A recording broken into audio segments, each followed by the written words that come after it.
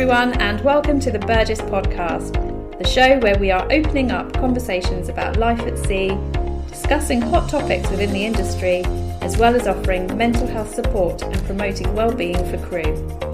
We also have our very own in-house recruitment team, so if you or anyone you know is currently looking for a new position, please send your updated CV to recruitment@burgessyachts.com or check out our recruitment posts on Instagram @Burgess Yacht Crew. We're going to be talking about some topics which some of you may find triggering, so please do check out the show notes before listening. This week we've been running our Healthy Living Week with the crew on our managed yachts, and to tie in with this we are thrilled to be joined by Katrina, who is going to talk to us about all things nutrition, why we may have certain behaviours when it comes to eating, and how working on board a yacht can affect this. Katrina is a spa stew with 6 years of experience in yachting, and last November she also completed her degree in human nutrition. So we really are talking to someone that understands the challenges crew face on board, as well as the science and psychology behind our food choices.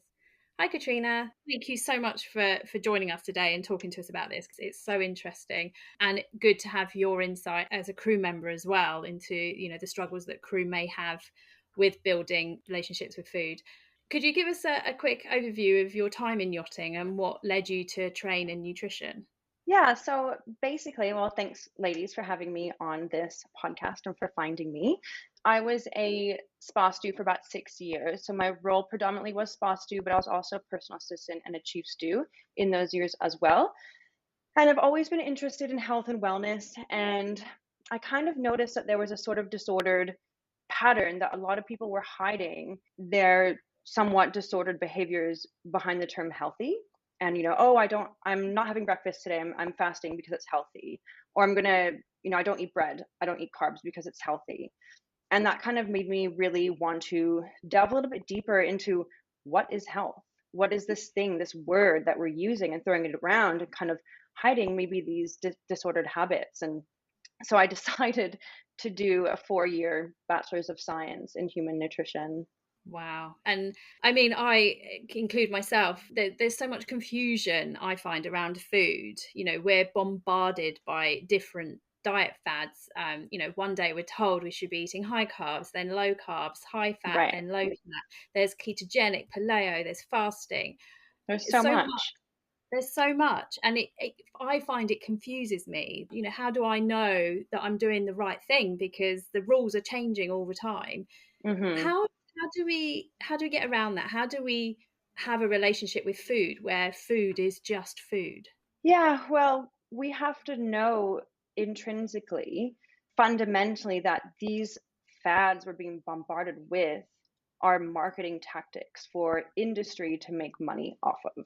So, usually, behind some kind of fad diet, there's a product being sold, a book that wants to be sold, a podcast that needs viewers, or something like that to draw and to drive funding. So, it's a difficult one because a healthy relationship with food will look different for everybody. But we basically need to bring it back to science and shield ourselves with a coat of armor that protects us from this barrage of information that doesn't contribute to our overall well-being and health.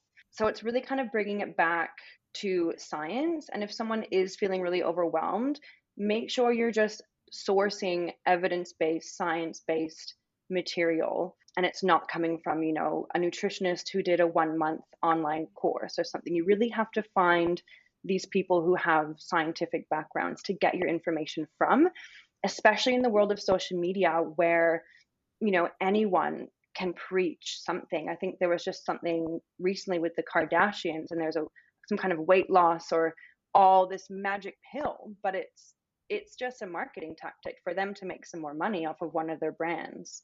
Yeah, definitely. So if we can go back to the basics, we're told that we need a healthy relationship with food. What is a bad relationship with food, and what is a good relationship? How do you define those? Yeah, so I mean, as I said, it can look different for everybody. And what a healthy or an unhealthy relationship with food would look like is how it really affects someone's psychological state or their physical health. For example, maybe someone's thoughts are being affected by their eating behavior, or maybe someone's physical health is declining because of their eating behavior. So there's a large spectrum to eating behavior. On one end, someone's not eating enough. On the other one end, someone is eating too much. And that all has to do with a lot of food psychology and behavior patterns. It's such an emotive subject, isn't it? Because, you know, when we're tired, stressed, bored, we either, like you said, either reach for comfort food or stop Hmm. eating altogether. Yeah. And then we have the feelings of guilt. But, you know, we've just got to learn that it's okay to have a few biscuits. It's okay Yeah. to, you know, I there think, should be no strict rules. Nothing should be off limits. yeah, well, I think where you're going with that as well is that on one end of the spectrum, some people are eating too little, and they would be fascinated with how much they could actually eat in a day and sustain their weight and feel energetic and amazing and not feel sluggish or tired. Because if you're reducing your intake, your energy systems are suffering and your metabolism is suffering and you're not functioning at your optimum. And on the other end of the spectrum, with someone who's maybe partaking in binge eating behavior, just establishing regular eating patterns for them, they would be amazed at how they will no longer partake in binge eating because they're allowing themselves to eat these foods at regular intervals throughout the day. So it's, yeah, it's complex, but it's we need food.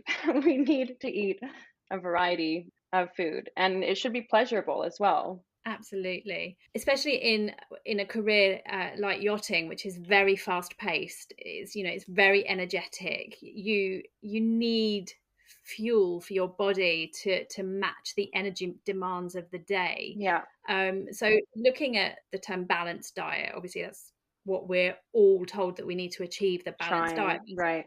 Yeah, but some people might not know what that looks like. So, Hmm. what is a balanced diet that gives us the fuel for our bodies to meet the energetic pace of our days? Yeah, so the term balanced diet, the balance aspect can mean two different things. Firstly, it can mean a balance of your macronutrients. So you want to make sure that you're eating regular meals of proteins, carbs, and fats.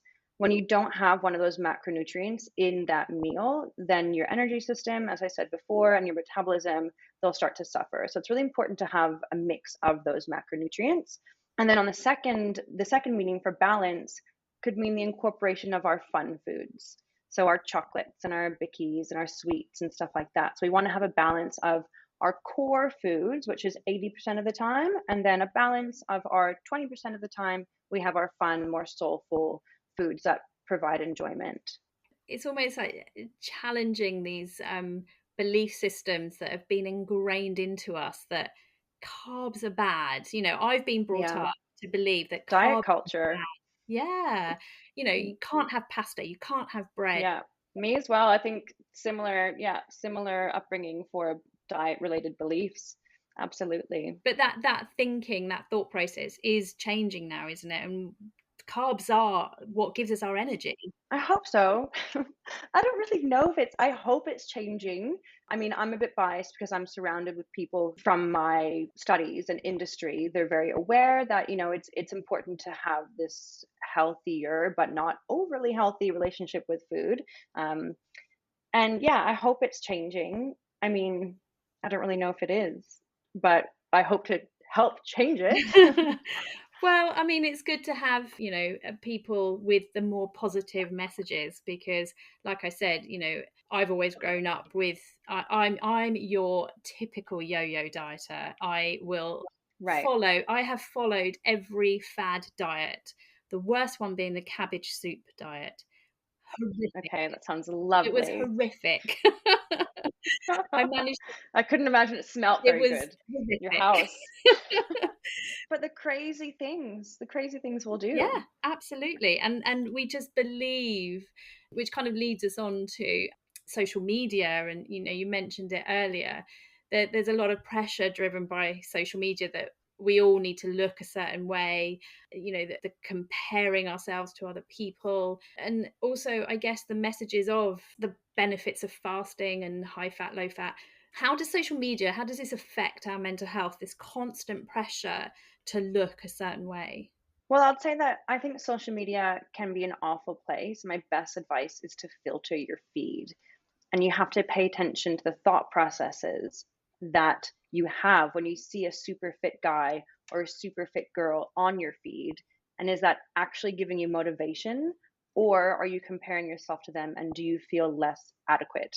So, being aware of our thought processes is a coping mechanism for stress and mental health management. It has to do with cognitive behavioral therapy. That's one of the most profound things that you can do for yourself to protect yourself from comparing yourself to others and having that then affect your mental health for the rest of the day, for the rest of the week, for the rest of your time. Mm. And it's completely okay to have physical goals or to want to look a certain way, but is achieving these goals, it shouldn't cost you any headspace. You shouldn't be obsessing about these goals or thinking about food all the time. And if that's happening, then that's a really big warning sign that you need to take a step back, slow things down, and kind of re-ground, recenter yourself. And are these goals actually achievable?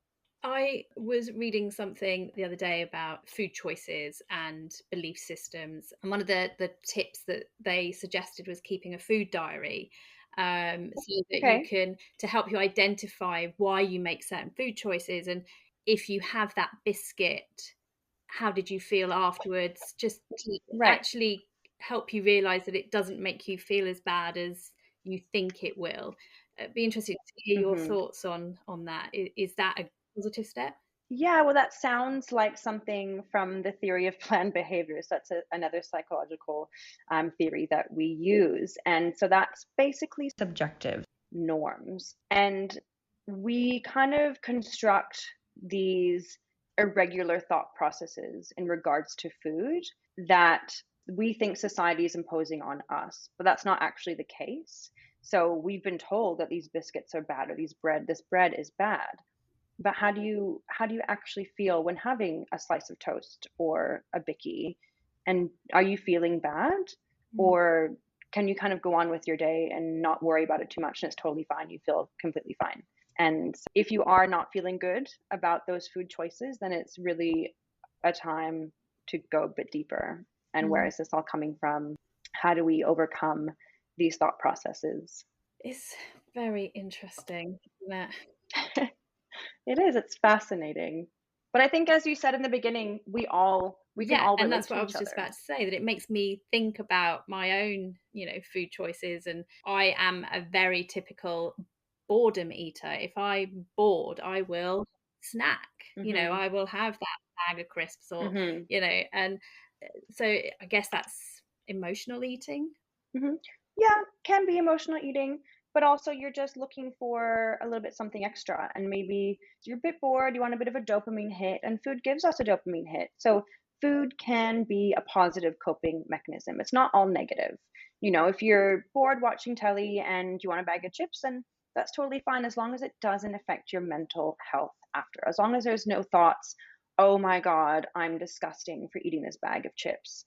That should not be happening. And if that is happening, then things need to be done. We need to get back to maybe take a look deeper at our behaviors and implement some structure in our meals and confidence within ourselves that we can make, better food choices and have a better mental health in regards to our food Yeah. behavior.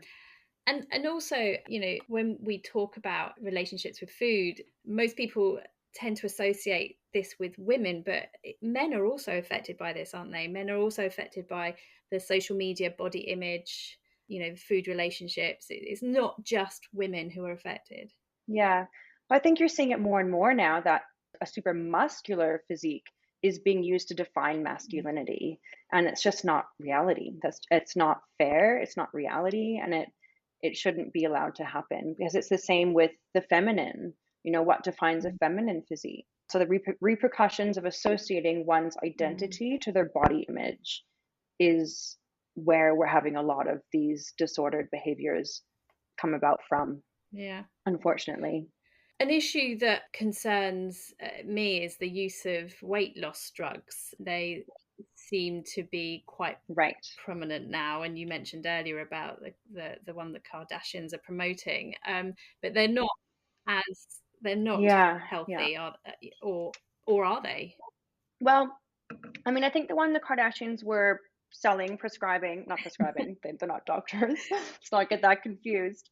Um, The ones I think theirs were just Okay. vitamins. So some of them can be vitamins with a bit of caffeine, but you have to be careful of, how much caffeine are you taking? And that can lead to rapid heart rate and, some anxiety like symptoms, shakiness, sweating. There are prescription only weight loss drugs that are only prescribed by a doctor in particular cases of obesity. But these also have very extreme side effects like increased heart rate, pancreatitis, gallbladder disease. So this is because your digestive enzymes are they're being disrupted by the weight loss drug.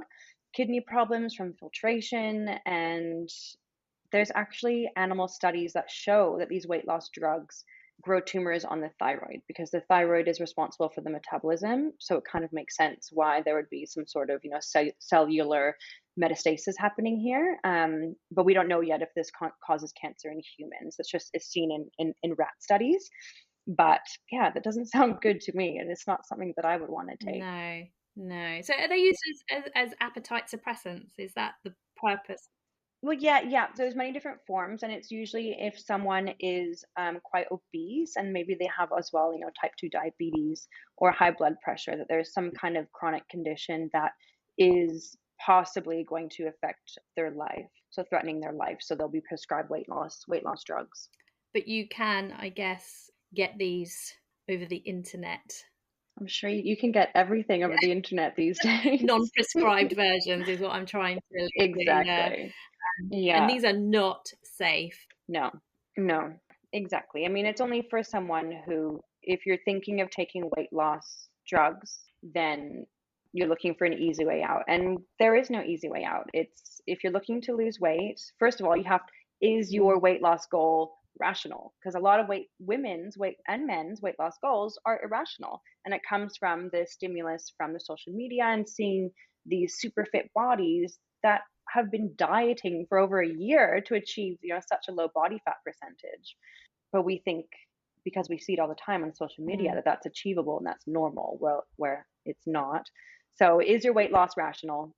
And if it is, then all you have to do is just energy in, energy out type of thing, but also enjoy your life. Don't cut your Yeah. socializing and all that kind of stuff that you enjoy just to achieve a body because it's not worth it. And it also goes back to what we were talking about earlier, which I think is such an important message, is about fueling your body. If you're using appetite Mm. suppressants, you're not taking in the nutrients that you need. Right. Especially in yachting. Yeah, absolutely. Where you're go, go, go all the time. You're working a 14-hour day with, maybe a 1 hour or 2 hour break. It's not sustainable. You need to make sure, and it is a responsibility of yourself and also of management to make sure that the crew are eating adequately and they're having the regular mealtime breaks. If someone's on night shift, what does their meal times look like? And it should be something that, they're kind of preempting, they're planning into their day. And that's a part of our responsibility of looking after our mental health and our wellness. Mm.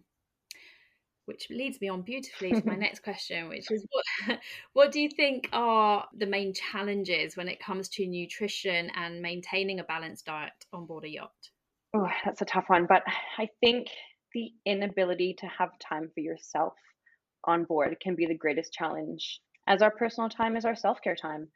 And most of us have pre-established self-care routines that we aren't even really aware of, like going for a walk, working out, chatting or catching up with a friend. We aren't really able to do any of those things on board, especially in high season. So if there aren't any other self-care techniques, which can be hard to implement and hard to find, then things can start to go south. And people start to skip meals because they feel like maybe this will give them some kind of control over their environment, or they can start to binge eat to stimulate that dopamine response that I was talking about before. Yeah. And I've spoken to a few crew who have said to me, "Look, it's too busy. Yeah, It's too busy to eat. right. I'm literally I'm in the pantry and I'm quickly snaffling something down hmm in the minute I've got there." How do we get around that? How does a yacht get around that I issue? don't think anybody is too busy to take 15 minutes, rotate the girls in the interior.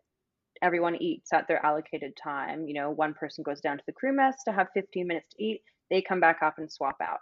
Same thing on deck. It should be kind of allocated, rotating swap out meals because the meal timing is so important. And this will prevent snacking in the pantry, because what you're snacking on in the pantry might not make you feel very good if already your mental health is compromised. So if you're already struggling Mm. with feeling like you're maybe about to burn out, or you're really burning that candle, you're not sleeping enough, you're kind of on edge, like really high, a little bit, not anxiety, but your adrenaline is pumping. You need to make sure you're fueling your nervous system, your metabolism and everything. Yeah. So planning and structure on board Exactly. by HUD. Yeah, planning is number one. Structure is so Yeah. important. So just to finish off, what coping mechanisms can crew put in place if they are struggling with their eating habits? And is there, who can they go to for help if they want someone to talk Well, to? I think we just mentioned it. So, meal schedule would be the best thing, because your structure is paramount. It's not a free for all. So, food isn't a free for all. It shouldn't be something you're consuming all the time. But it's also important that you have these regular meals. So, as I said before, if you're on night shift, what does your meal schedule look like? Plan that into your day. And if you're finding that your thoughts are being affected by food, then it's important to reach out, talk to someone. Personally, I do coaching, but from a very non-diety perspective. I'm not selling myself as a coach or anything on this platform, but I mean, I know the industry and I know the struggles, so that I'm always a great person to chat to. There's also great apps like Better Health and Talkspace where you can book in with someone. I think they're like $60 a week. You can talk to someone weekly or fortnightly, depending on your schedule. And these are all clinical psychologists through these apps that can just help build resilience to stress and find, coping mechanisms in your particular situation. But with yachting, it's a very, very stimulating environment. So if someone is struggling, then they need to talk to someone about it, because it can go south very quickly. Yeah. Well, Katrina, this chat has been so interesting. I could talk to you for hours on I know. We could talk for ages. this. Yeah, It's fascinating. there's you could go so much deeper, but obviously today was just an introduction to nutrition. So yeah, maybe let's chat again another time. Did you say you have a business where crew can come and talk to you? Yeah, so I'm in the process now. So when this podcast is released, it should be out. It's called La Method, LA.method, METHOD, on Instagram. But it's a non-diety guide to nutrition and developing food confidence away from the fad diet industry, to kind of learn how to eat again and find food freedom, so that, when you do make yourself a meal, you feel like this is what your body needs. And, you can have your pieces of chocolate and feel completely confident, like that shield of armor against any naysayers out there. So yeah, that's what I'm all about. Yeah. Brilliant. Well, thanks for your time, Katrina. Thanks, guys.